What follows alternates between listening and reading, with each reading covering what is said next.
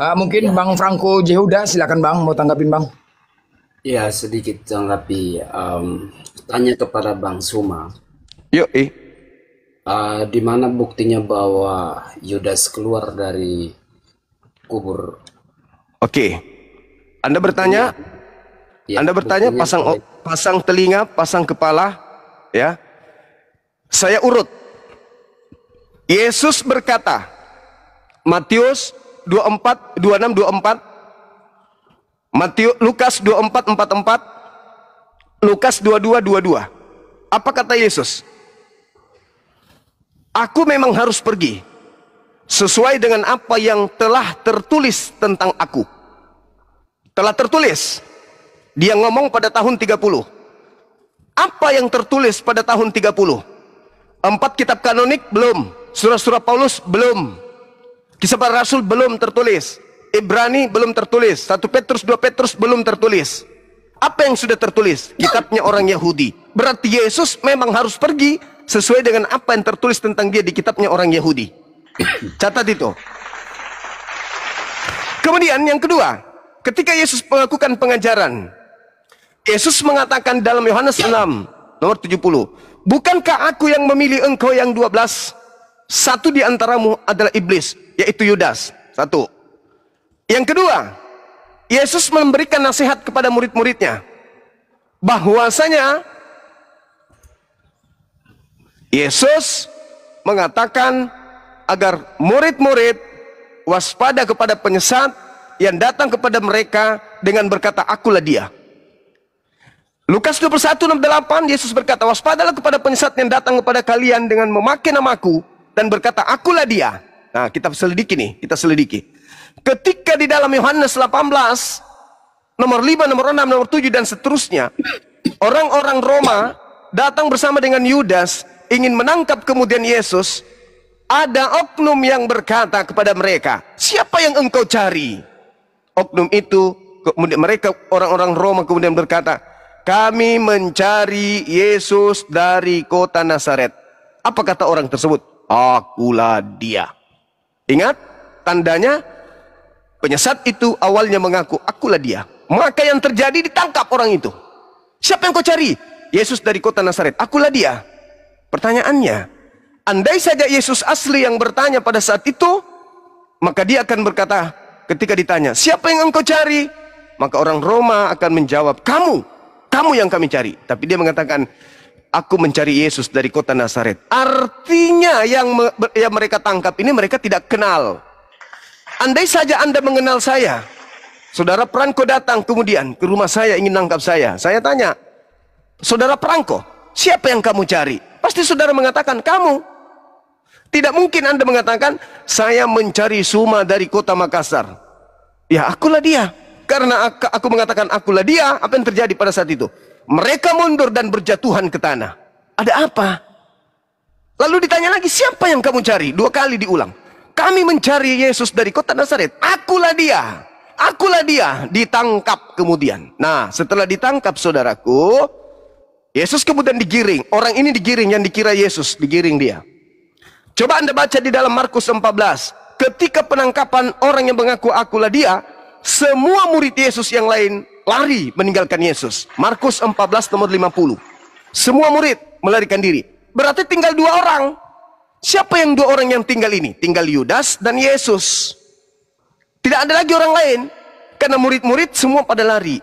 Ternyata di data nomor 51-nya ada seorang yang masih tinggal di situ dengan menggunakan kain lenan. Yang mengatakan akulah dia tadi sudah ditangkap, tetapi di belakangnya masih ada yang menggunakan kain lenan. Ketika mereka hendak menangkapnya, pemuda yang menggunakan kain lenan itu melepaskan kain lenannya dan lari dalam keadaan telanjang. Pertanyaannya, kan tadi tinggal 2. Yang lolos melarikan diri menggunakan kain lenan ini siapa? Tentara Romawi ngapain lari? Yudas ngapain lari? Yudas kan mereka sama, sekongkol dengan tentara Romawi. Ngapain mau nangkap Yudas? Satu-satunya kandidat yang lari adalah Yesus itu sendiri. Berarti yang ditangkap tadi mengatakan akulah dia, itu sudah bukan Yesus. Yang lari menggunakan kain lenan itulah Yesus. Mana buktinya? Yohanes 13 nomor 4. Yesus melepaskan jubahnya, lalu menggunakan kain lenan. Siapa yang menggunakan kain lenan? Yesus. Siapa yang kabur menggunakan kain lenan? Yesus. Pembuktian lanjutnya, ketika orang yang berkata akulah dia itu sudah disidang. Baca di Lukas 22 nomor 68 69. Izinkan saya menyelesaikan dulu untuk membuktikan, nanti Anda tanggapi. Jadi ketika kemudian disidang, orang yang mengatakan akulah dia ini ditanya sama tentara Romawi, ditanya sama imam-imam kepala, apakah engkau Mesias? Coba. Berarti mereka ragu. Kalau dia mengatakan itu Yesus, ngapain dia tanya? Masih ditanya-tanya, ya artinya mereka ini Yesus atau bukan sih? Makanya ditanya, apakah engkau Mesias anak Elohim? Padahal dia sendiri tahu kan? Kenapa Yesus ditangkap? Karena dia membangkitkan orang mati, jalan di atas air, orang buta melihat, orang lumpuh kemudian berjalan. Artinya bahwa mereka sudah tahu Yesus ini adalah Mesias. Mereka sudah tahu.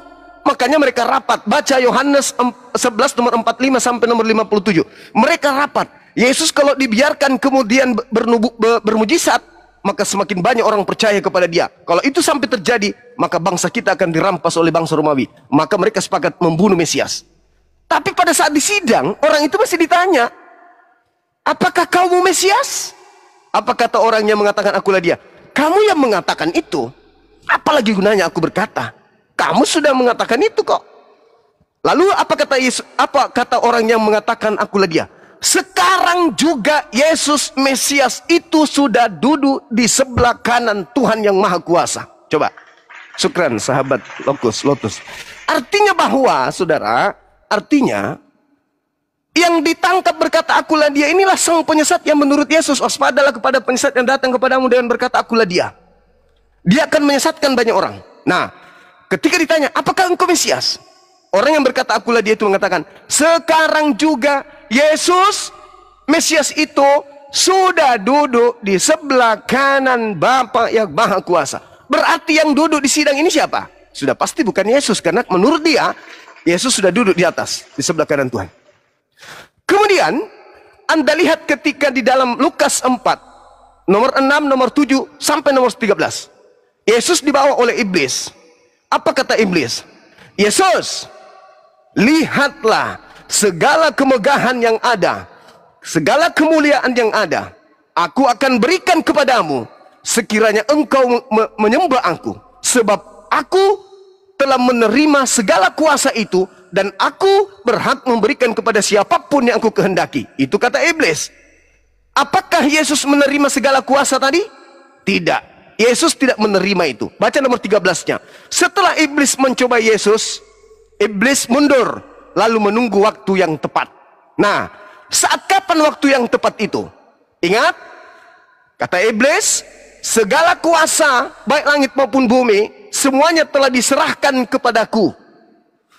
Dan aku berkuasa memberikan kepada siapapun yang aku kehendaki. Ingat, iblis berjanji memberikan segala kuasa, sebab segala kuasa langit dan bumi telah diberikan kepada iblis, dan iblis bisa memberikan kepada siapapun yang aku kehendaki. Catat itu. Apakah Yesus menerima kuasa itu? Tidak.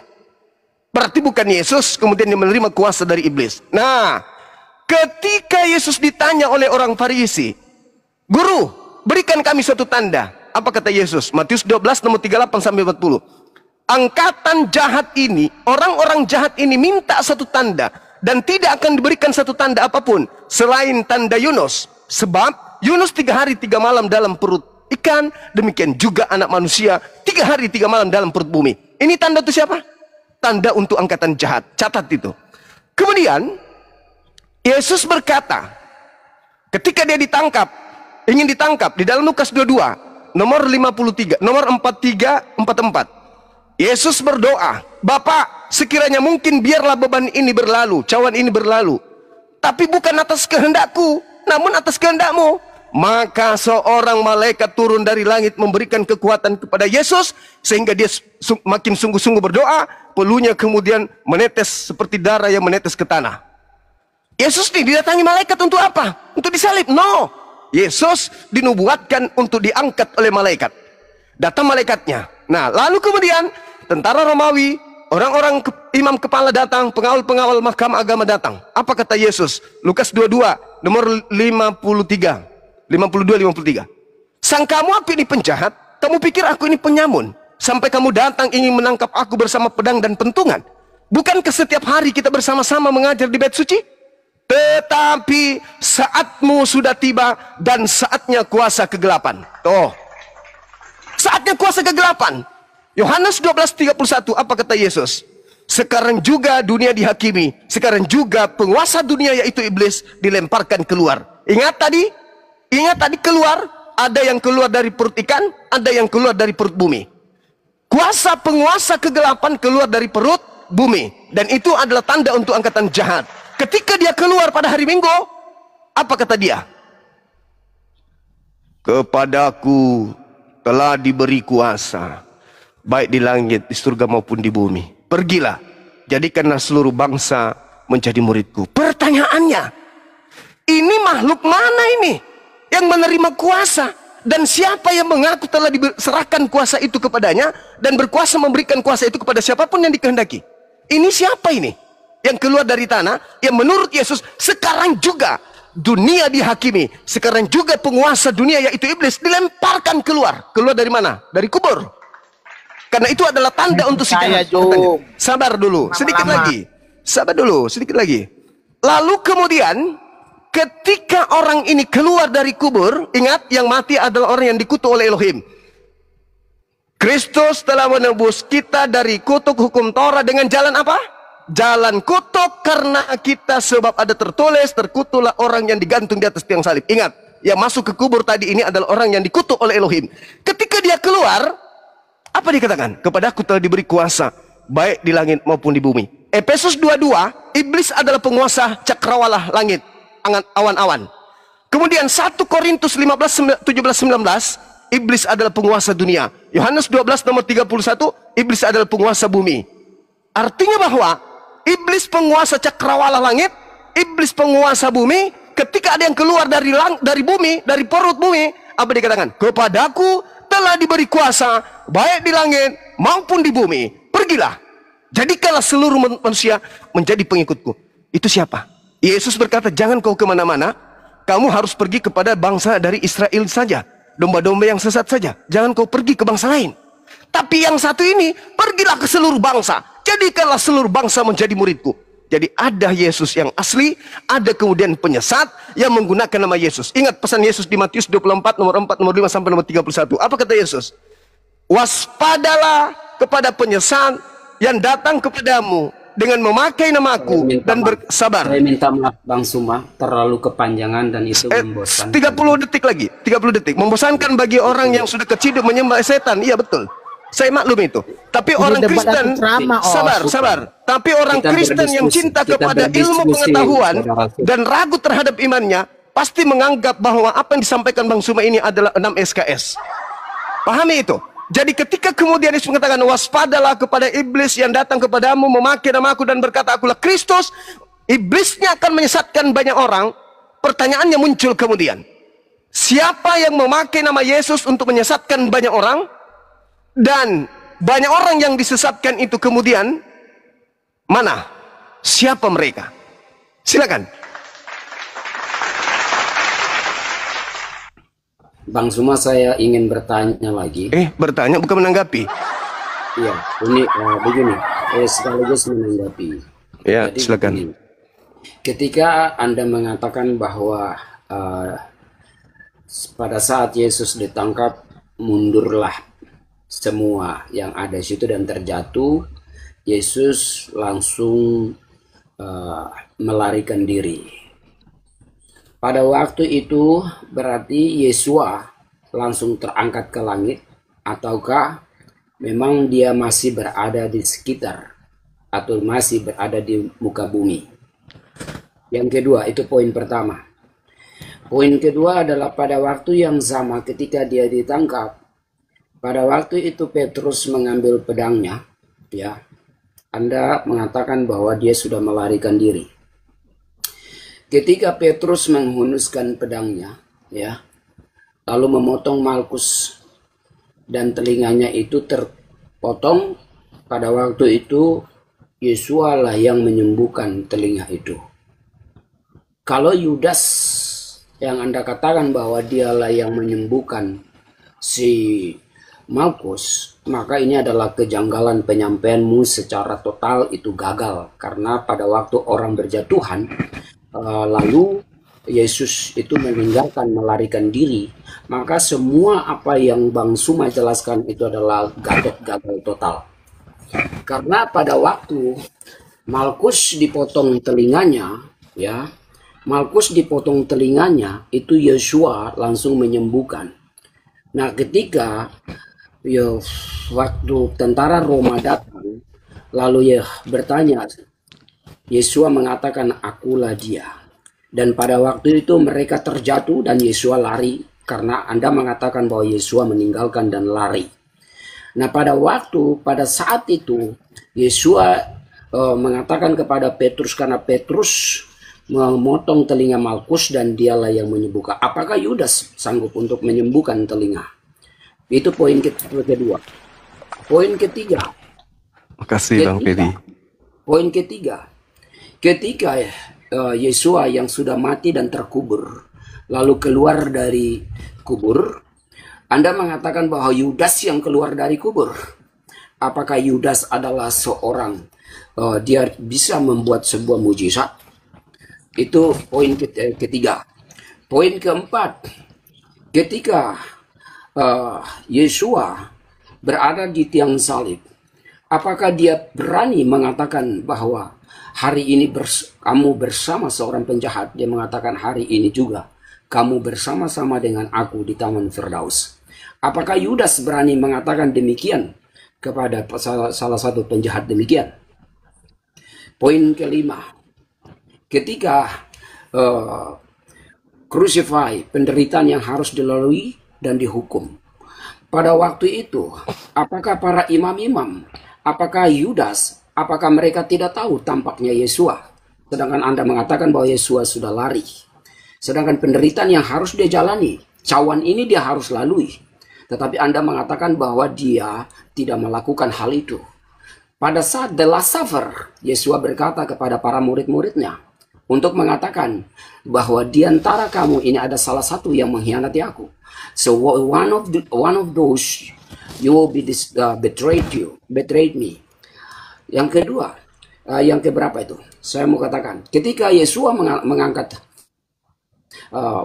roti dan anggur untuk dia katakan bahwa inilah tubuhku dan darahku, darah perjanjian baru yang kutumpahkan bagi kalian. Makan dan minumlah, kenangkanlah aku sampai aku datang. Itu melambangkan darah yang harus tercucur. Dan itu dia harus mengatakan bahwa kamu harus memperingatkan aku sampai aku datang. Maka Yesua memiliki kerajaan yang tidak berkesudahan. Maka Yesua mendirikan bahwa di dalam Matius 18:16, dialah yang mendirikan eklesia untuk mengatakan kepada para muridnya. He encouraged the people untuk percaya bahwa Yesua punya kerajaan tidak berkesudahan. Yang artinya diperingatkan sampai Tuhan, sampai Yesua itu akan datang yang kedua kali. Jadi penyampaian Bang Sungai ini sangat gagal total. Dari segala apa rangkaian yang Anda katakan itu sangat gagal. Maka saya katakan bahwa ini adalah salah satu manipulatif pikiran orang-orang Kristen untuk tidak mempercayai tentang Yesua yang disalib. Padahal karena itu semua adalah di dalam nubuat-nubuat yang harus Yesua harus menderita, harus sacrifice, dan Yesua itu diketahui oleh Bapa bahwa dia harus menderita dan dia harus taat sampai mati, dan itu tidak disangkal bahwa harus dia melakukan. Maka dikatakan di dalam Lukas 11 ayat 30 mengatakan bahwa cawan ini harus dilalui sama dia, penderitaan yang harus dilalui. Jadi saya pikir bahwa sia-sialah penyampaian Bang Zuma untuk memberitakan tentang Yesua yang Anda katakan bahwa itu tidak disalib, digantikan oleh Yudas, dan itu sesuatu yang janggal buat saya. Terima kasih Bang Zuma. Oke, baik, thank you. Masya Allah, tepuk tangan dulu.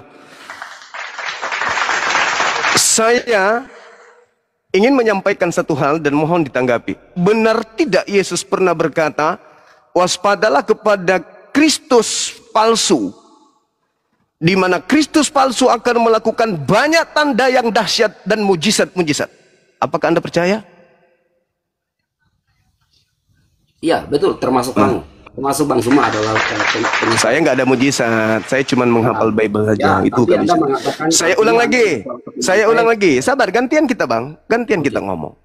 Kristus palsu. Matius 24 nomor 24 akan melakukan banyak tanda yang dahsyat. Jadi kalau hanya sekedar potong kuping lalu menyambungkan, itu mah kecil bagi setan. Dan mujizat-mujizat tujuannya apa? Sekiranya mungkin dengan tanda dahsyat dan mujizat itu dia menyesatkan banyak orang. Catat. Dicatat. Kemudian iblis berkata kepada Yesus, "Kepadaku telah diserahkan segala kuasa, baik di langit maupun di bumi." Kata siapa? Kata iblis. Segala kuasa. Jadi kalau segala kuasa diberikan kepada iblis, dan iblis memberikan kepada Yudas pengganti Yesus untuk nyambung ini. Saya pun kalau saya tebas leher Anda, sekarang sudah ada lem Korea. Bisa ku sambung itu bang. Bukan. Di mana? Sebentar. Di mana iblis itu diberi kuasa? Di dalam Matius 28 ayat 18. Dengar Tidak, sebentar. Iya. Kita berdiskusi dengan baik. Ketika Matius 28 ayat 18, Yesus berkata lah, dialah yang diberi kuasa, dialah yang diberi kuasa oleh Bapa untuk memiliki otoritas untuk menguasai di bumi maupun di surga. Tunjukkan data bahwa iblis mendapatkan otoritas penuh dari Allah untuk menguasai, bukan Allah, Yesus, Yahweh atau. Pernah Anda mendengarkan ucapan Yesus, Simon, iblis telah diberi izin? Pernah Anda mendengarkan itu kata Yesus? Pernah? Jawab jujur. Sebentar Bang Zuma. Pertanyaan saya, ketika Anda mengatakan, Bang Zuma yang terhormat, ketika Anda mengatakan bahwa iblis diberi kuasa otoritas penuh oleh Sang Bapa atau Yahweh atau Elohim, Anda mengatakan demikian. Di mana pernyataan itu dalam kitab suci bahwa Bapa Yahweh atau Elohim memberikan otoritas penuh untuk menguasai di bumi maupun di sorga? Di mana ada tertulis? Kejadian 3 nomor 13. Di mana ada tertulis? Anda bertanya, saya jawab. Sabar dulu, jangan kayak orang di gereja. Aku Tuhan akan mengadakan permusuhan antara keturunanmu dan keturunannya. Kamu sanggup meremukkan tumitnya. Dia sanggup meremukkan kepalamu. Berarti iblis sudah diberi kuasa. Yesus pun mengatakan itu. Iblis telah diberi. Di mana dalam kejadian itu bukan merujuk kepada iblis. Yang meremukkan kepala ular itu bukan merujuk kepada iblis. Gagal total lagi, Gatot Bang Suma. Terus iblisnya meremukkan apa? Iblisnya meremukkan apa? Iblisnya kemudian menghancurkan apa? Sebentar Bang Suma, ketika dalam kejadian itu bukan merujuk kepada iblis. Kasihan Bang Suma, jangan lalu musuh, dengar. Lalu musuh, dengar. Lalu musuh daripada keturunan Adam siapa? Ayo. Musuhnya siapa? Ayo, di Kejadian 3 nomor 15 itu musuhnya iblis siapa? Musuhnya anak manusia siapa? Sebentar, ayo.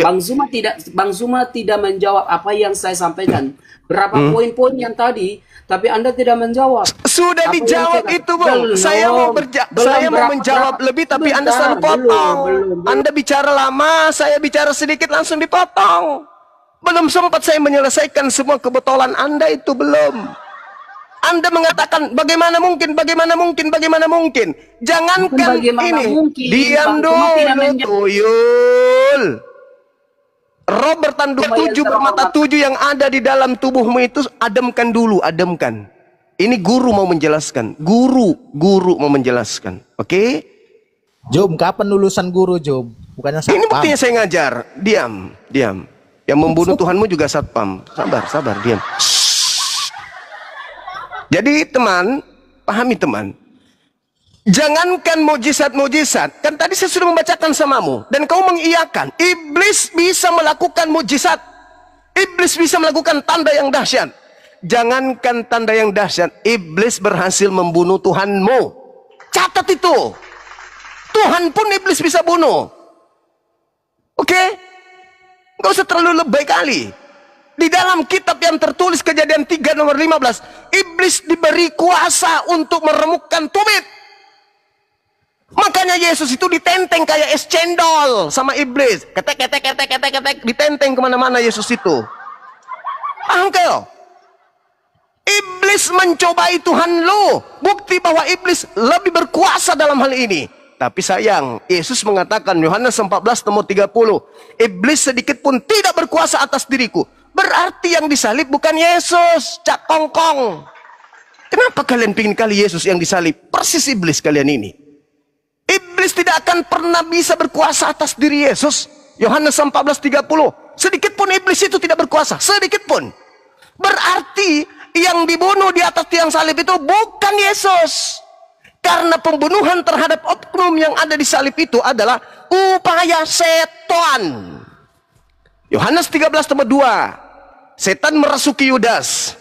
Matius 26 nomor 24, nomor 4 nomor 59. Imam kepala melakukan tipu muslihat dan juga kesaksian-kesaksian palsu untuk supaya bisa membunuh Yesus. Kata Yesus, "No, sedikit pun kalian tidak berkuasa atas diriku." Berarti yang dibunuh ini bukan Yesus. Kenapa kalian pingin kali Yesus dibunuh? Kenapa? Hah? Ada apa dengan kalian? Kenapa seperti setan kalian ini? Pingin kali Yesus mati. Sementara Tuhan mengatakan, jangan kau membunuh orang yang benar. Jangan kau membunuh orang yang tidak bersalah. Itu kata Tuhan. Amsal 6 nomor 16. 6 perkara yang dibenci oleh Tuhan, bahkan 7 kekejian di dalam hatinya. Yaitu menumpahkan darah orang yang tidak bersalah. Berarti Yesus gak mungkin. Nih sekarang nih. Saya ingin tanya sama saudara. Saya sudah katakan bahwa seluruh mukjizat yang kau sampaikan tadi memutuskan tali ini apa ini leher ini ya? Leher. Memutuskan leher kuping. Itu bisa sekarang lem alteko sini ku tebas lehermu, ku sambung alteko, bisanya itu. Iblis bisa berkuasa melakukan apa saja. Jadi kalau jangan kau banggakan keluar dari kubur, itu mungkin iblis peret. Iblis itu dilemparkan ke dalam kubur. Yesaya 14 nomor 12, 13, 14, 15. Iblis dilemparkan ke dalam kubur. Jadi yang keluar dari kubur itu iblis. Catat itu. Sekarang saya berhadapan dengan saudara. Anda mengatakan Yesus yang harus mati. Kenapa nafsuan kalian? Sementara Yesus mengatakan, aku harus pergi meninggalkan dunia ini sesuai apa yang tertulis tentang aku. Apa yang tertulis? Di kitab mana? Di kitab Mazmur. Yesus menyebut kitab itu. Lukas 24 nomor 44. Aku memang harus pergi sesuai dengan apa yang tertulis tentang aku di dalam kitab Mazmur. Bukan di dalam kitab Roma, Galatia, Filipi, Padale. Bukan. Tapi di kitab Mazmur. Pertanyaan saya kepada saudara. Di dalam Kisah Para Rasul 4 nomor 11. Kisi pertama. Kisi kedua. Di dalam Mazmur 118 ada ungkapan yang mengatakan bahwasanya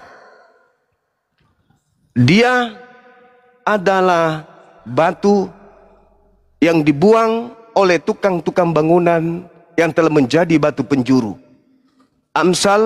Mazmur 118 nomor 22. Pertanyaan saya, tolong Anda jawab. Batu yang dibuang oleh tukang-tukang bangunan dan sekarang sudah menjadi batu penjuru, yang dimaksud di situ siapa? Di dalam Mazmur 118:22 batu penjuru yang dimaksud di situ siapa? Jawab. Jawab, itu aja dulu. Begini, apa yang ditanyakan itu terlalu panjang, menjelaskan terlalu panjang, tetapi supaya kita tahu, Bang. Sebentar saya akan jawab. Supaya kita tahu. Sebentar. Apakah Yesus yang disalib atau bukan? Kan gitu. Sebentar. Enggak, kita tiktokan untuk sesi ini, kita tiktokan. Kan sudah dua kan? Belum ya? Oh iya. Tapi saya segini, guru yang terhormat, ya, guru yang terhormat. Anda menjelaskan banyak sekali, ya, guru yang terhormat. Tetapi tidak dapat poin saya. Tidak dapat poin. Karena Anda Kristen. Sebentar. Ya, karena Anda Islam. Makanya Anda terlalu. Ya, Kristen kan nggak pakai otak. Kristen nggak pakai otak. Dalam beragama nggak pakai otak. Gini, Islam itu hanya datang untuk merusak kehidupan manusia. Oh, nggak bisa. Yesus mengajarkan jangan membunuh. Yesus mengajarkan jangan membunuh. Yesus mengajarkan aku tidak akan mungkin dibunuh. Islam datang membersihkan Yesus dari fitnahan Kristen laknatullah. Tetapi sebentar. Tuh, Ketika pertanyaan saya, saudara, pertanyaan saya. Di dalam Yesus mengatakan harus tergenapi semua yang tertulis tentang aku di dalam kitab Mazmur.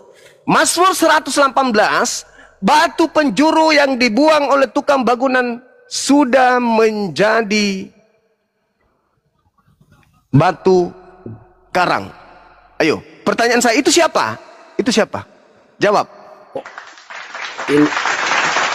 Ini ada perkataan Bang Zuma aja sudah meleset. Batu yang kubuang menjadi batu karang. Ini kan maksudnya batu penjuru. Batu penjuru itu, dengar. Batu penjuru, kan dia sudah mengatakan kepada Petrus, aku akan mendirikan jemaatku di atas batu karang. Itu sinkron itu. Hei, jangan lebay kali kau. Pertanyaan saya, di dalam Mazmur 118 nomor 22, batu itu yang dibuang oleh tukang-tukang bangunan telah menjadi batu penjuru. Pertanyaan saya, itu siapa? Supaya kita tahu apakah yang disalib itu Yesus atau Yudas. Oh, kemana-mana ente mujizat-mujizat itu tadi lagi. Nanti ku kasih kau lem LT ko. Coba kau siliti telingamu, itu nyambung lagi tuh kau lem LT ko, lem Korea. Ya, usah kau bawa itu, karena Yesus mengatakan iblis melakukan mujizat dan tanda-tanda yang dahsyat. Jadi nggak usah kau heran kenapa Anda keluar dari kubur, kenapa dia bisa menyembuhkan orang. Ya karena memang iblis sudah dikatakan oleh Yesus itu mampu melakukan itu semua. Nah, Lukas 24:44 harus digenapi semua yang tertulis tentang aku di dalam kitab Mazmur. Kata Yesus. Pertanyaan saya, Mazmur 118:22, batu yang dibuang oleh tukang bangunan itu telah menjadi batu penjuru. Pertanyaan saya, itu siapa? Jawab. Syukran sahabat-sahabat. Jawab. Jadi artinya gini, Bang Zuma itu melewati apa yang sudah saya pertanyakan dari tadi. Itu tidak masuk akal semua. Yang saya karena kamu Kristen. Kan ya, lucu orang ini. Tidak menjawab hal ini. Bang Zuma tidak menjawab poin-poin yang ada. Anda tidak bisa membuktikan. Itu kan mujizat. Itu kan mujizat. Sebentar. Ya, itu poin pertama. Oke, Anda membantah tentang itu adalah mujizat. Nah, iblis kan bisa. Sebentar. Pada waktu yang melakukan bahwa telinga yang dipotong itu dilakukan oleh Yesus sendiri. Lalu Anda mengatakan bahwa pada saat yang sebelum Petrus memotong telinganya si Malkus, pada waktu itu Yesus sudah melarikan diri. Itu benar? Anda katakan bahwa dia sudah melarikan diri. Kan sudah ku bilang, Bung. Sebentar. Dengar. Poin per poin. Yang menyembuhkan kemudian telinga orang itu, ya, itu sudah iblis yang datang dalam rupa Yesus. Sudah dibilang tadi. Apa orang ini? Iblis itu mampu melakukan mujizat apapun. Dan Yesus mengatakan, waspadalah kepada penyesat yang datang kepadamu, memakai namaku dan berkata, akulah Kristus. Berarti ada setan yang datang memakai nama Yesus dan berkata dia Kristus. Mampu bermujizat. Kenalah itu. Kenapa Anda mutar-mutar? Pertanyaan saya, supaya semua yang Anda inginkan itu gugur, Yesus harus pergi meninggalkan dunia sesuai dengan apa yang tertulis tentang dia di dalam kitab Mazmur. Pertanyaan saya, batu yang dibuang oleh tukang bangunan telah menjadi batu penjuru, itu siapa? Sudah gugur semua pernyataan saudara. Ketika pertanyaan itu datang bahwa batu yang dibuang, itu saya belum jawab. Saya tahu bahwa itu adalah Yesua. Ya, pintar. Sebentar. Udah. Sebentar. Udah. Sudah itu Yesua. Sebentar dulu dong. Ini Anda ini tidak bisa berdiskusi dengan baik. Anda pintar. Iya, Anda pintar. Ingat ya, saya kunci jawaban Anda ya. Bahwa yang ada di Mazmur 118 nomor 22 itu adalah Yesus. Oke, Bang Prangku, biar diskusinya enak disimak sama yang nyimak, Bang Prangku. Coba tanggapi satu persatu supaya bisa ditanggapi ulang. Supaya kalau ada yang menyimak ini yang nggak paham bisa paham. Coba satu persatu, Bang Prangku. Jangan sekaligus dibawakan. Itu namanya Anda menyesatkan. Iya, dia tadi membawa poin ada 347 poin. Saya simpulkan semua. Bahwa yang mujizat-mujizat itu semua iblis sudah bisa lakukan itu. Yesus sendiri yang mengatakan. Silakan. Makanya kita bicara Bang, bukan saya tidak mau berdiskusi dengan baik. Saya mendengar kok Abang penjelasan dari A sampai Z. Ketika saya bicara, Abang harus mendengar juga pertanyaan-pertanyaan. Bahwa Pertanyaan Anda itu seperti air hujan, terlalu banyak. Gitu Anda loh. paham Bang Branko? Tadi kenapa dijabarkan? Karena diminta untuk membuktikan Yudas Yes, itu. betul. Pintar Bang Bejo. Makanya dijabarkan begitu panjang. Anda menanggapi, jangan semua Bang, per poin supaya kita paham. Anda benar apa Bang Juma benar? Gitu dong. Pintar guru saya nih Bang Bejo. Thank you Bang. Iya. Ya, oke. Sudah tadi Anda Mazmur 22 nomor Mazmur 118 itu nomor 22 itu adalah Yesus, betul? Bang Zuma, saya sudah menjawab itu, tapi saya mau katakan kepada Bang Zuma, ketika Bang Zuma tadi menjelaskan bahwa itu adalah Yudas yang disalib, Yudas yang menggantikan hal itu, maka pertanyaan-pertanyaan saya itu Bang Zuma tidak menjawab. Bahwa itu semua ketika Anda mengatakan bahwa itu adalah iblis yang melakukan semua itu. Dan Anda bawa ke dalam Kejadian 3:15 tentang di mana iblis sudah diberi kuasa. Ternyata Anda menggunakan Matius 28:18 di mana kuasa itu diberikan kepada Yesua untuk menguasai di bumi maupun di sorga. Ketika Anda bawa ke dalam Kejadian, itu bukan untuk si iblis, tetapi di mana itu adalah nubuat untuk Yesua bahwa Hawa baru adalah Maria, di mana dia yang akan melahirkan seorang putranya yang tunggal, dia yang akan menemukan itu. Ini bukan gereja. Sebentar. Ini bukan gereja. Sebentar, ini bukan gereja gimana? Bang, Anda sudah poin Bang. Kejadian 3 larinya ke Maria, tuyul. Benar-benar penipu. Loh, gimana? Anda yang penipu, Anda adalah orang-orang yang menyesatkan, bukan saya. Ini kan sekarang kenapa Anda mengatakan Kejadian 3 itu larinya ke Maria? Jangan loh. Sebentar, itu adalah nubuat di mana? Kata siapa itu nubuat? Kata siapa? Sebentar, siapa perempuan yang melahirkan? Iya, Hawa melahirkan anak-anak keturunannya. Sebentar, itulah makanya saya katakan. Kok larinya ke Maria pula? Itulah nubuat yang digenapi. Nubuat nenekmu kiper. Di mana Yesus yang akan menemukan kepala ular. Diam. Kalau kau nggak tahan pelajaran keras dari saya, kau turun. Kau jangan menipu di sini. Orang-orang Yahudi, bahkan tadi di awal saya mengatakan Matius 2 itu, Herodes ingin membunuh Yesus. Itu pertanyaan saya yang kalian tidak sentuh. Paham? Kenapa Herodes ingin membunuh bayi Yesus? Ini ada nubuatan. Ku lempar juga muka sundal jepit nanti. Kenapa Herodes ingin membunuh bayi Yesus? Kenapa? Duluan mana bayi Yesus dengan nubuat yang kau jilat-jilat dari kitabnya Yahudi itu? Duluan mana? Duluan Kejadian kan? Berarti harusnya landasan Herodes ingin membunuh Yesus karena dosa waris itu. Koclok. Hantam juga jidatmu nanti lama-lama.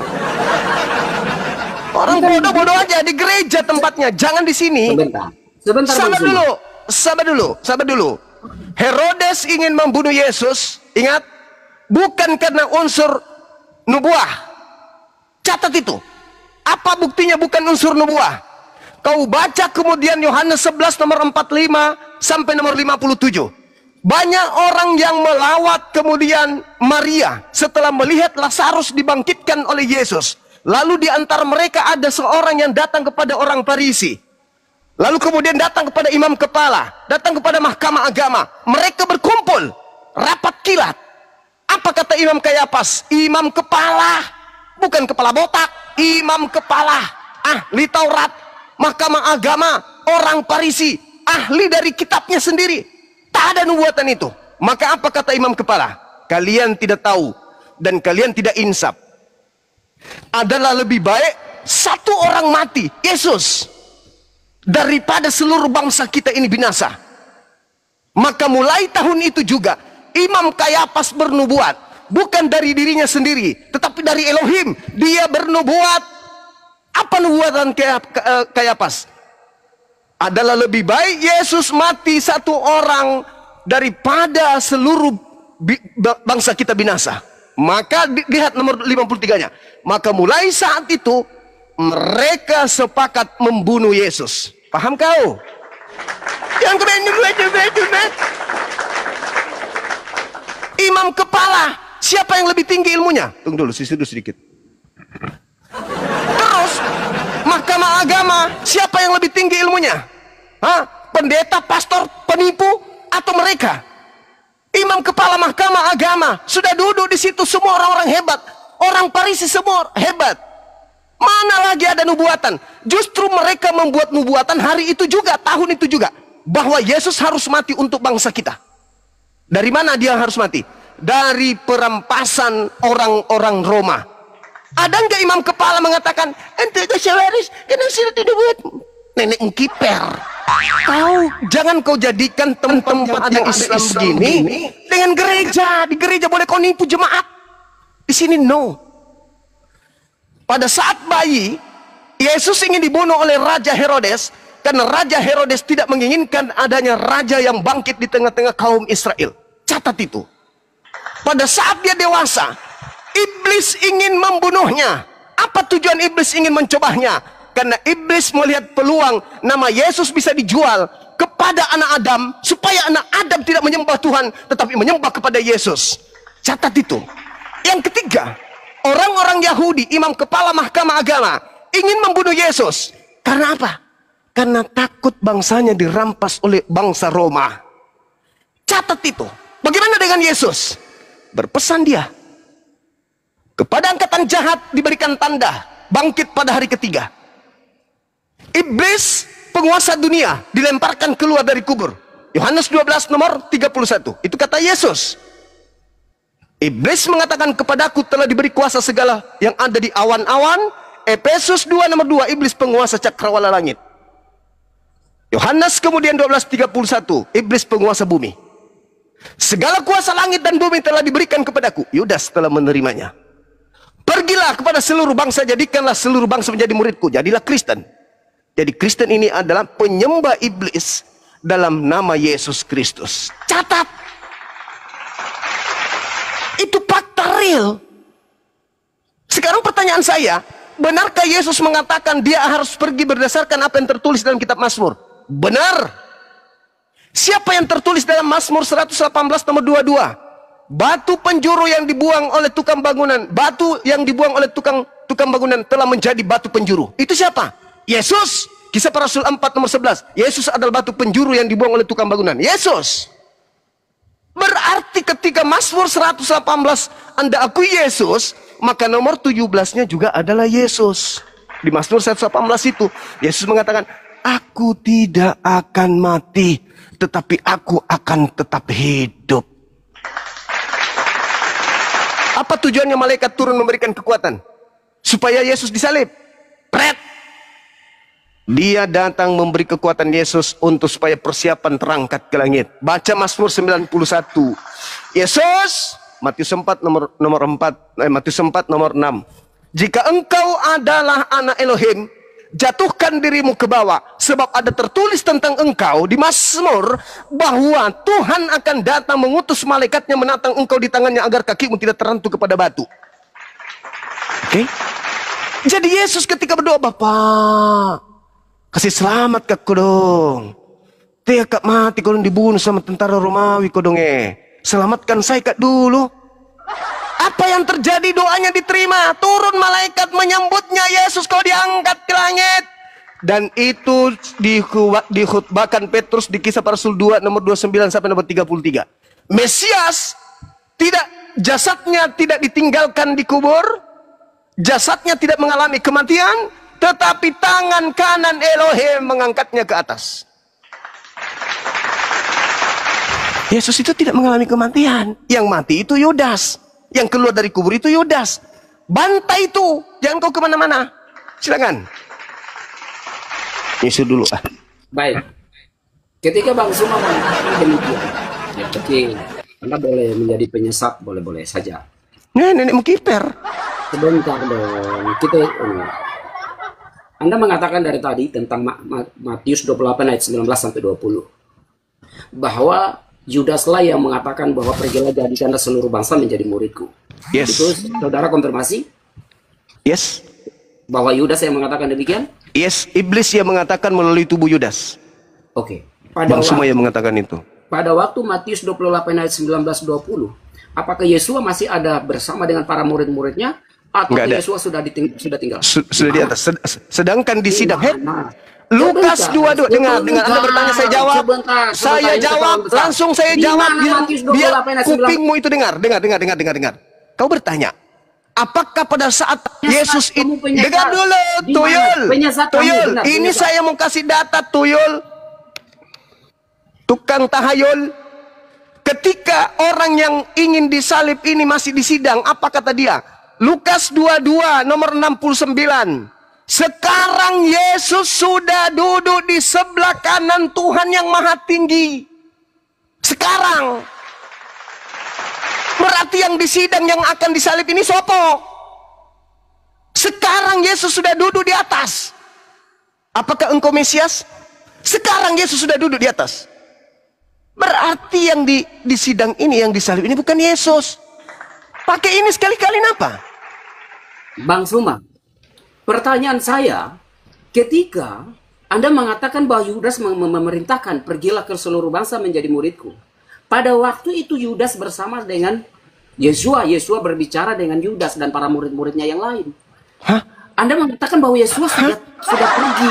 Hei, Gimana di situ baca Matius 27 nomor 5. Yudas mati dengan cara disalibkan. Sebentar Bang Suma. Pada waktu Yesua bicara ini, maksudnya saya pertanyaan. Pada waktu Yesua berbicara dengan para murid-muridnya termasuk Yudas, apakah Yudas yang berbicara dengan para murid-muridnya? Tuyul, Yudas sudah nggak ada di situ. Gimana sih Anda itu tidak konsisten? Anda yang tidak konsisten. Lompat ke sana, lompat ke sini. Kamu tahu nggak? Kutanya dulu. Matius 28 itu kejadiannya kapan? Sebelum penyaliban atau setelah penyaliban? Nah makanya saya tanya, ini apakah sudah terjadi penyaliban? Sudah, itu dia keluar dari kubur hari ketiga, Tuyul. Di mana Matius itu dia mengatakan bahwa dia sedang berbicara pada waktu itu. Yesua berbicara dengan para murid-muridnya. La haula wala quwata illa billah. Matius 28 itu berbicara kebangkitan dari liang tanah.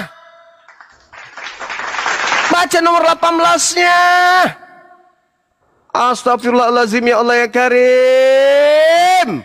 Makanya murid-muridnya ragu. Makanya muridnya mengira hantu. Astagfirullahaladzim, ya Allah ya Karim. Betapa dongoknya ini tukiman. Tukang kibulin manusia. Tukiman. Kira salah nama Prangku. Bukan tukang kibul. Bicara ketika Matius 28 itu kejadiannya setelah terbelah kubur, keluar hantu. Akulah Yesus. Astagfirullahaladzim. Itu yang keluar dari tanah, itu yang meminta kemudian orang menjadikan dirinya soko guru.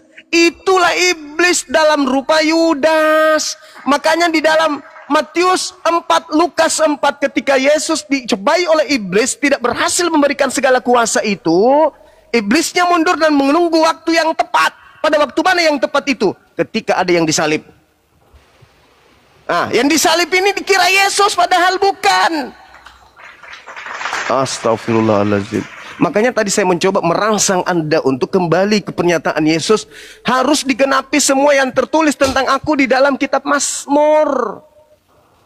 Matius, Lukas 24:44. Di Mazmur ada ungkapan batu itu yang dibuang oleh tukang-tukang bangunan telah menjadi batu penjuru. Kisah Para Rasul 4 nomor 11, Yesus adalah batu penjuru yang dibuang oleh tukang bangunan. Berarti yang di Mazmur 118 ini adalah Yesus. Sebagaimana Yesus mengatakan harus tergenapi yang tertulis tentang aku di dalam Mazmur. Di data nomor 17-nya, ketika orang-orang jahat, para orang fasik mengelilingi Yesus untuk ditangkap, apa kata Yesus di nomor 17? Aku tidak akan mati, melainkan aku tetap hidup. Berarti yang disalib dan mati, lalu dia mengecam anggur asam, lalu menyerahkan dia, maka matilah dia. Yesus? Bukan. Itu bukan Yesus. Yang ditangkap bukan Yesus, yang disidang bukan Yesus, yang disalib bukan Yesus, yang keluar dari kubur juga bukan Yesus. Bukan. Wa iyaduna illa syaitanan marida. Itu Quran saya mengatakan. Yang keluar dari kubur yang kalian sembah itu adalah iblis yang durhaka. Makanya Yesus mengatakan, waspadalah kepada penyesat yang datang kepadamu memakai namaku dan berkata, akulah Kristus. Mereka akan menyesatkan banyak orang. Ada penyesat memakai nama Yesus, berkata akulah Mesias, akulah Kristus. Fungsinya menyesatkan banyak orang. Tergenapi enggak? Terjadi tidak? Terbukti tidak? Kalau tidak terbukti berarti Yesus pembohong. Kalau terbukti, mana banyak orang yang mengatasnamakan Kristus?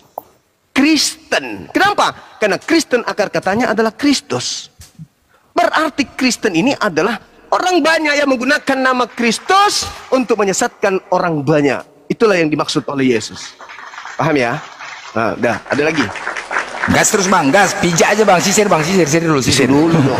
Sisir dulu bang, sisir dulu bang, gas terus, cekek aja bang lawan.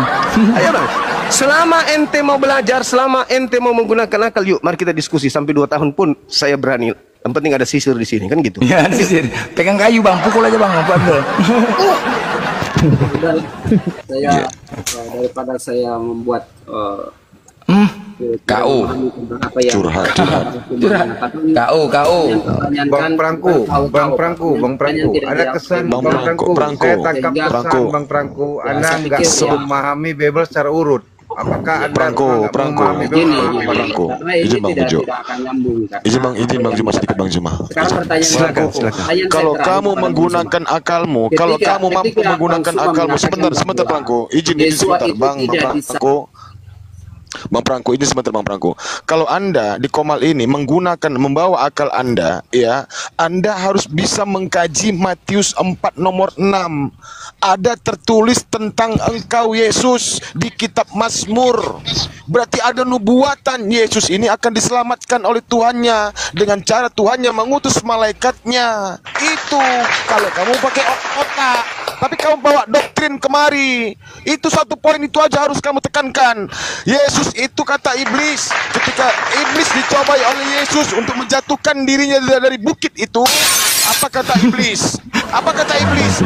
Ada mengenai tentang engkau, nubuatan tentang engkau di kitab Mazmur, bahwasanya Tuhan Sang Elohim, Sang Maha Pencipta akan mengutus malaikatnya dan menatang engkau dengan tangannya sehingga kakimu tidak terantuk kepada batu. Artinya apa?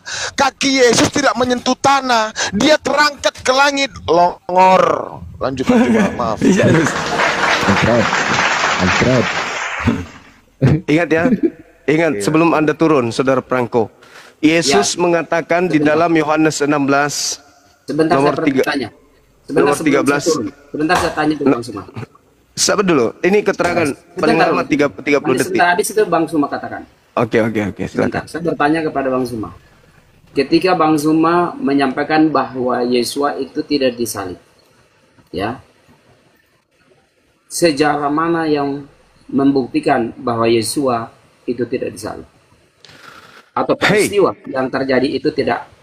Oke, baik. Yang pertama,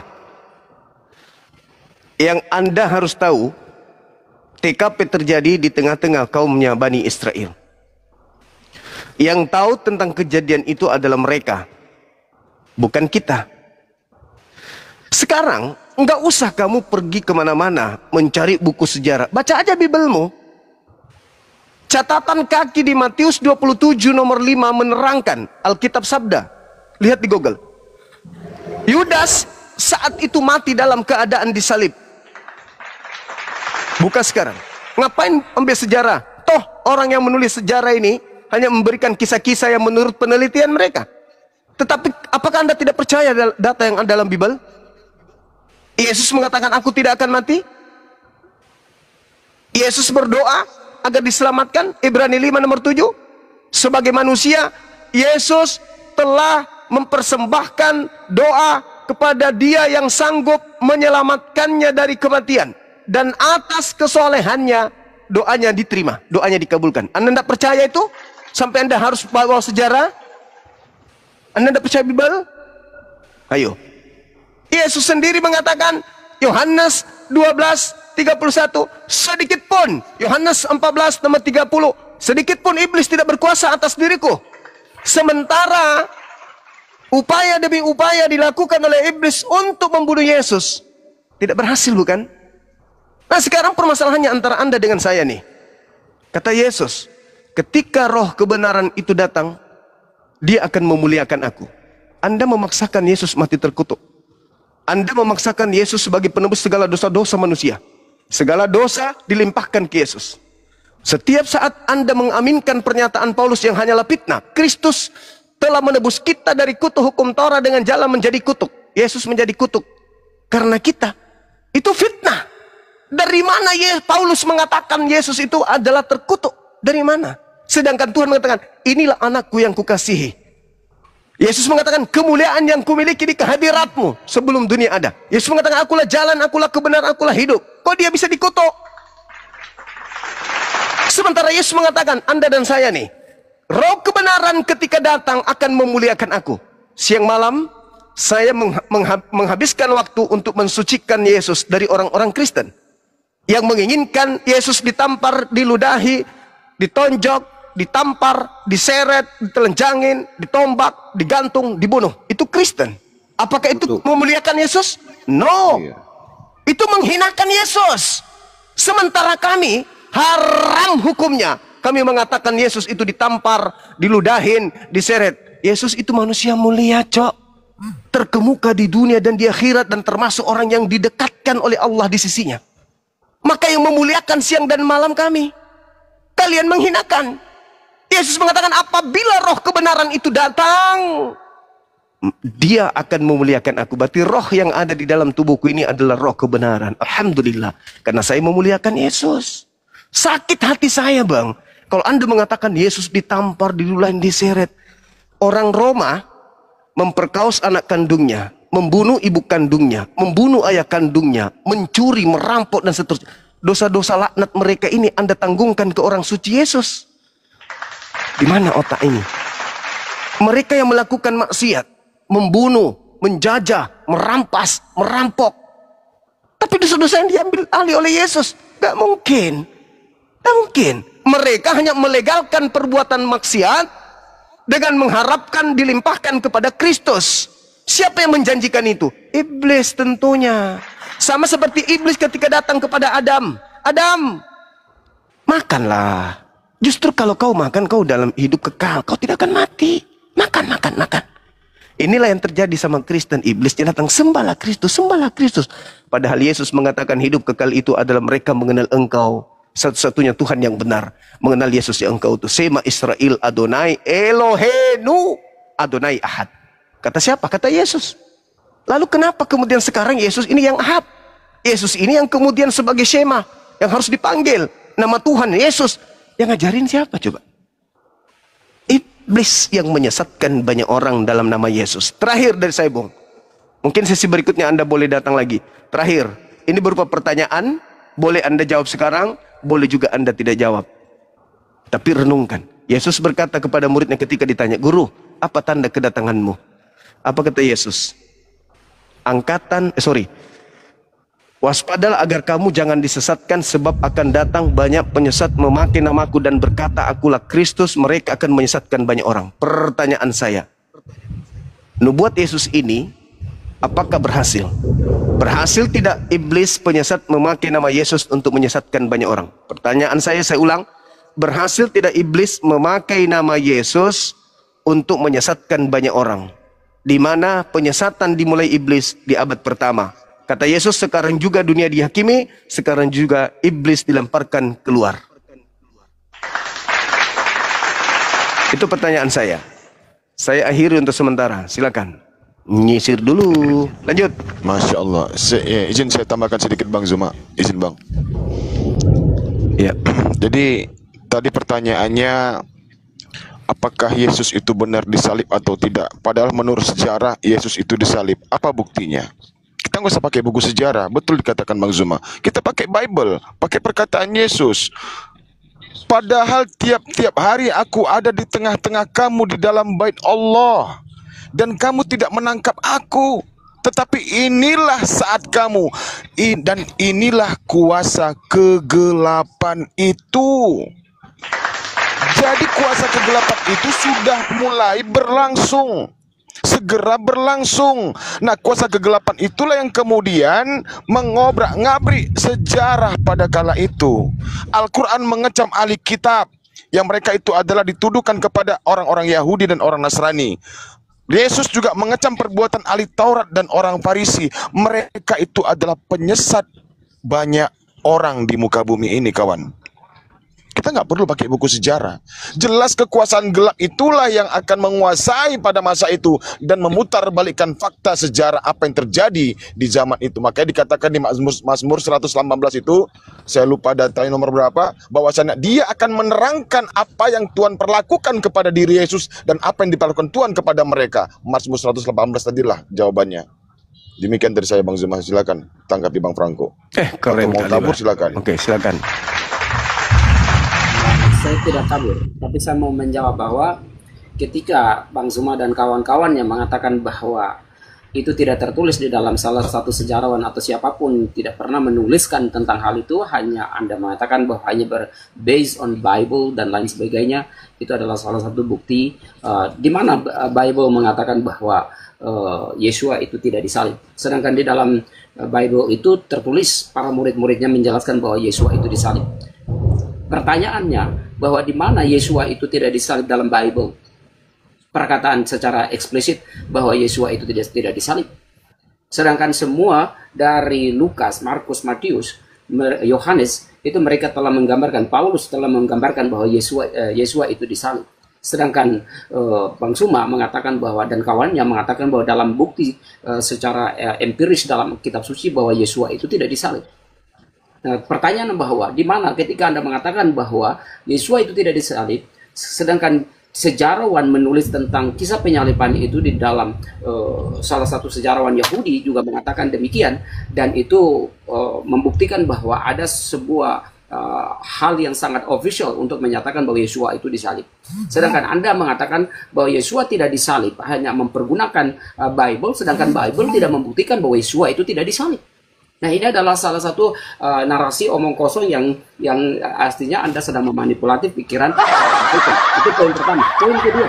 Poin kedua adalah ketika Anda membawa tentang Galatia 3:13 berkata bahwa Rasul Paulus itu mengatakan tentang kutuk, bahwa Rasul Paulus itu hanya mengulangi kembali, atau Apostolos Paulus, saya tidak menyebut Rasul tapi saya menyebut Apostolos, bahwa Apostolos Paulus itu berbicara tentang untuk mengulangi tentang apa yang ditulis dalam kitab Ulangan, ya, bahwa di mana Yahweh atau Elohim mengutuk orang-orang yang pembuat kejahatan, itu orang-orang itu harus digantung di atas kayu, itu hanging on the tree, itu mereka itu adalah terkutuk. Maka ketika dia tidak diturunkan pada waktu yang sama, maka Elohim mengutuk orang tersebut. Pada waktu penyaliban, bahwa Yesua pada waktu yang sama Yesua diturunkan dari tiang salib, maka Yesua itu tidak dikutuk, tetapi Apostolos Paulus mengatakan bahwa Yesua mengambil jalan kutuk untuk mengisinya adalah penyelamatan tersebut. Bukan berarti Rasul Paulus itu atau Apostolos Paulus itu memberikan kutukan kepada Yesua. Itu pemahamannya itu gagal total. Bang Zuma dan kawan-kawan itu gagal total. Tidak memahami tentang apa yang dijelaskan oleh Apostolos Paulus dalam Galatia 3:13. Kau lah yang gatot, enaknya kau bilang kami gatot. Iya, sebentar. Bang Franco, pertanyaan Bang Zuma ya tentang bukti bahwasannya iblis berhasil menyesatkan. Jangan dulu Bang. Saya belum sampai ke situ. Saya mau kasih clue-nya bahwasannya. Saya mau kasih clue-nya nih, Bang. Saya mau bicara sedikit.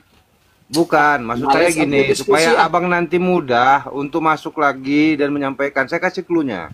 Abang baca Matius 4 ketika Yesus dibawa ke Yerusalem ke atas bait Allah. Nomor 6-nya Abang baca, iblis saja ya menyatakan kepada Yesus, jika engkau anak Allah. Dia sedang menyesatkan tentang menyebutkan Yesus sebagai anak Allah. Anda tersesat dengan menyatakan dia adalah sang Allah. Clue dari saya, Bang. Pikirkan itu.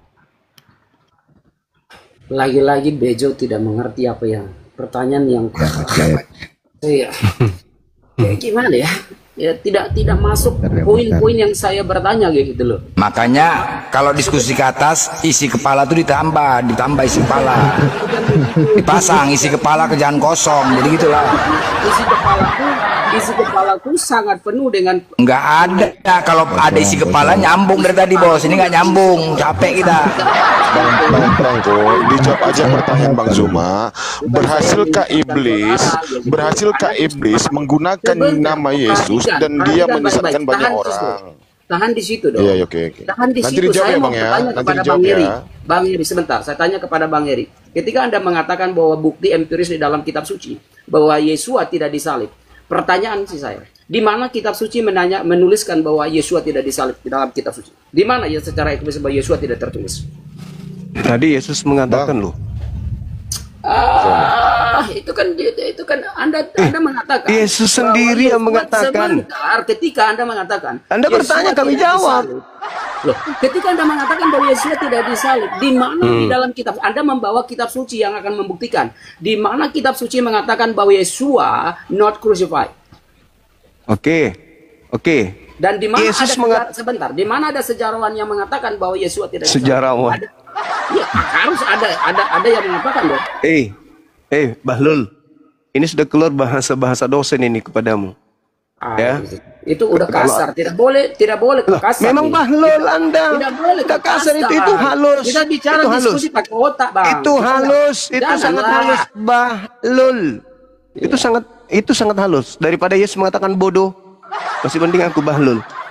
Jadi gini, saudaraku.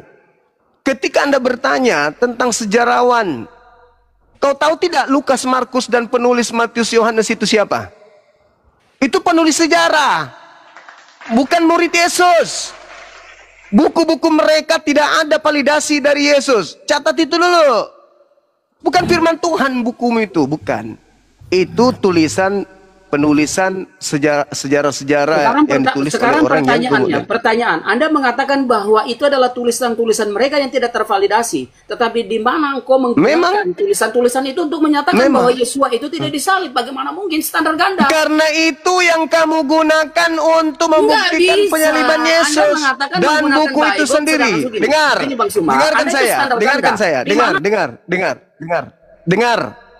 Siapa yang menginginkan penyaliban terhadap Yesus? Elohim atau iblis? Jawab dulu.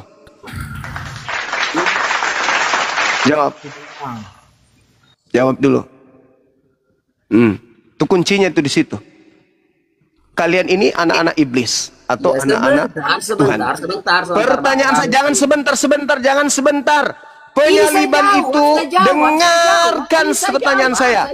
Penyaliban itu rencana Tuhan Elohim atau rencana iblis? Jawab.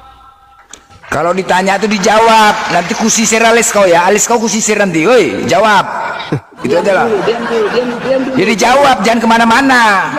Diam dulu, Blender. Diam dulu. Oke, saya jawab. Itu adalah rencana dari Bapak itu sendiri.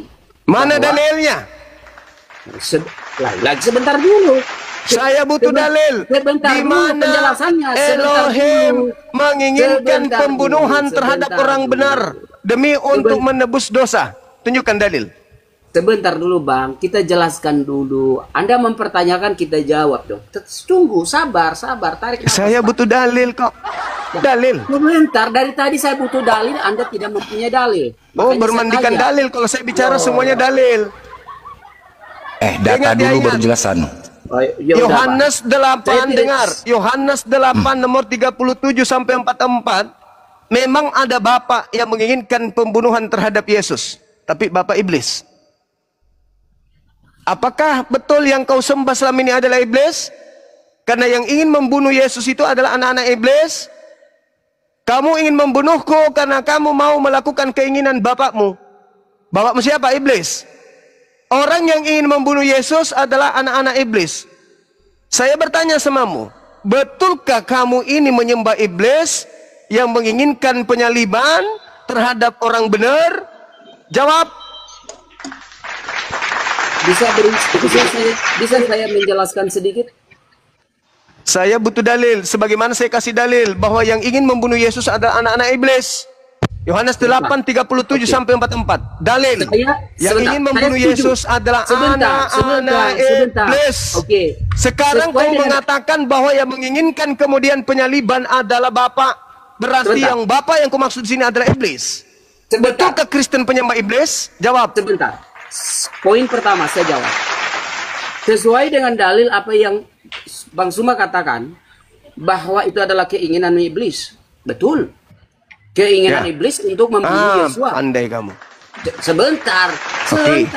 Belum ada penjelasannya. Oke. Udah terjawab kan? Diam Udah terjawab. Diam dulu. Terus tadi kenapa kau mengatakan Bapa Tuhan Elohim yang menginginkan? Belum saya sampai di situ. Oke, saya kunci. Saya kunci, oke. Yang menginginkan penyaliban iblis. Oke, lanjut. Belum, makanya diam dulu. Lanjut. Ketika iblis menginginkan bahwa Yesus harus mati, oke? Itu adalah keinginan iblis. Apa tujuannya? Itu ada dalilnya, keinginan dia. Untuk apa? Kita lihat. Pada waktu Yesua dilahirkan, itu sudah ada keinginan iblis untuk, karena iblis tahu bahwa Yesua akan datang menyelamatkan. Maka misi daripada Yesua untuk datang penyelamatan ini, iblis ingin untuk membunuh dia. Itu keinginan iblis untuk membunuh. Berhasil tidak iblis membunuh Yesus? Sebentar.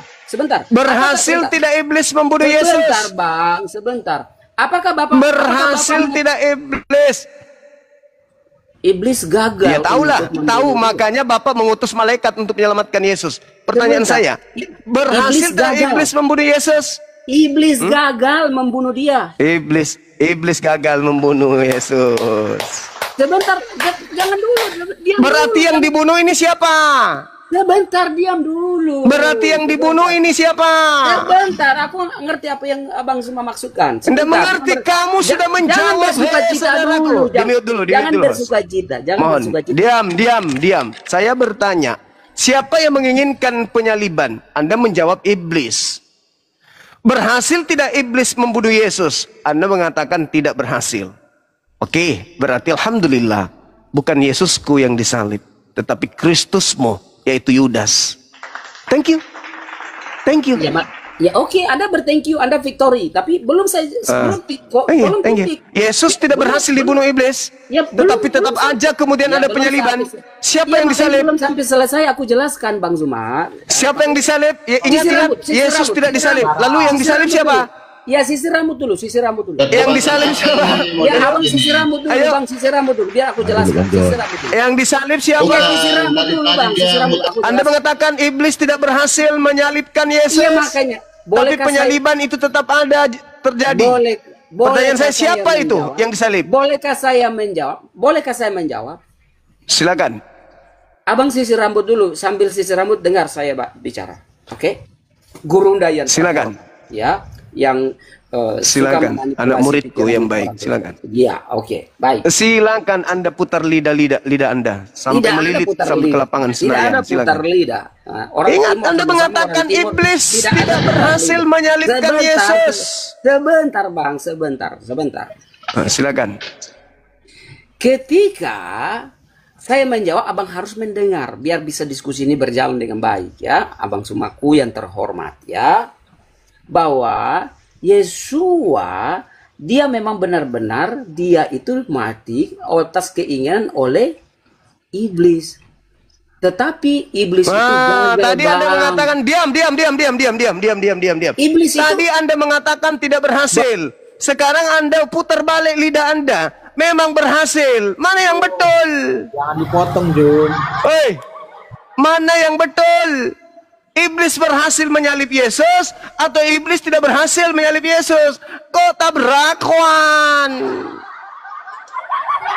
Melilit lidah lagi nih jemaat gereja yang kayak gini.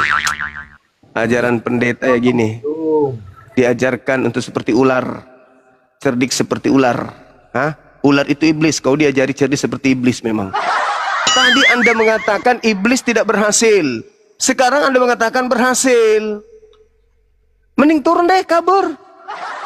Nah, lari cepat. Mumpung saya nggak lihat. Kabur. Cepat.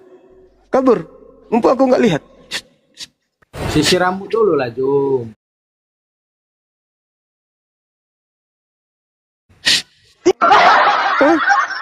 Cepat. Cepat. Anda mengatakan tidak berhasil, kemudian Anda mengatakan berhasil. Itu tadi belum dijawab juga Bang Juma ya. Berhasil nggak iblis? Siapa itu yang menjadi pengikutnya iblis? Itu belum dijawab. Itu juga enggak. Itu baru dijawab berhasil juga. doang tadi. Belum sampai siapakah belum nih ya.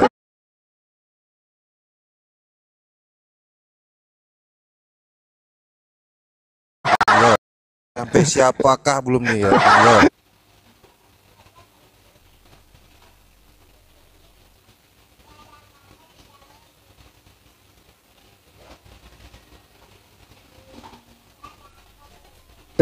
Sebentar, Bang. Banyak lagi aku berkata-kata dengan kamu sebab penguasa dunia ini datang dan Makanya ia dengar tidak baik-baik berkuasa begini, sedikit bahwa pun iblis memang menginginkan atas bahwa Yesua itu harus mati. Tetapi Yesua tidak mati, artinya dia gagal dalam hal bahwa misi yang dilakukan oleh iblis itu gagal total. Dalam arti bahwa Bapa mengetahui tentang apa yang rencana bahwa kematian Yesua untuk menyelamatkan manusia. Sehingga terjadi sebentar dong. Ini kan Dari mana kematian Yesus menyelamatkan manusia? Ilmu dari mana itu? Iblis menginginkan Kok tiba-tiba kau selipkan konsep gereja masuk? Itu mati dan Kenapa kau selipkan itu masuk? Ternyata Hei, iblis itu gagal kenapa dan kau Yesua selipkan itu mati konsep dan itu dia bangkit masuk? mengalahkan maut. Makanya Yesua itu hidup. Astagfirullahaladzim. Udah. Pret. Ngapain kau selipkan itu? Memalukan. Anda lupa Bang Praku. Tujuan tadi Memalukan sekali. Memalukan sekali. Anda lupa tentang Kristen. Memalukan sekali. Menyatakan Sangat Yesus disalibkan untuk penebusan dosa. Kalau iblis gagal menyalibkan Yesus, sangat memalukan. Sangat memalukan.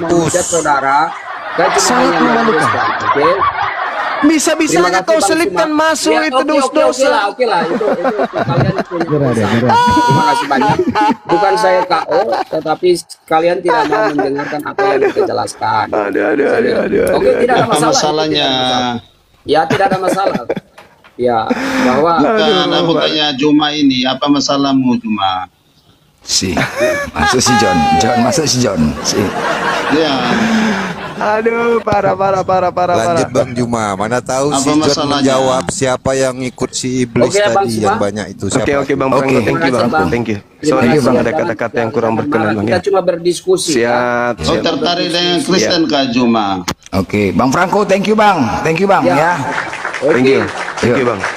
Ya, makasih Bang. Thank you, Bang. Maaf kalau ada kata-kata kurang berkenan. Salut juga ya buat Bang Praku Nggak ada kata yang menggunakan salah. data dan dalil berusaha untuk Siap, menjawab. makasih, Abang. Ada Thank kata you. yang salah. Saya salut juga Artinya kita dengan ada Bang Praku. berdiskusi untuk tukar pikiran Bang, bukan berarti kita Oke, menolak. thank you. Saya tetap menerima apa yang disampaikan. Tidak Ini saudara kita baik. membuka pikiran cakrawala berpikir untuk menguji setiap apapun yang kita terima ya. Jadi saya tidak Oke, thank you, saudara. Thank you. Mantap. Ya, Terima kasih banyak. John,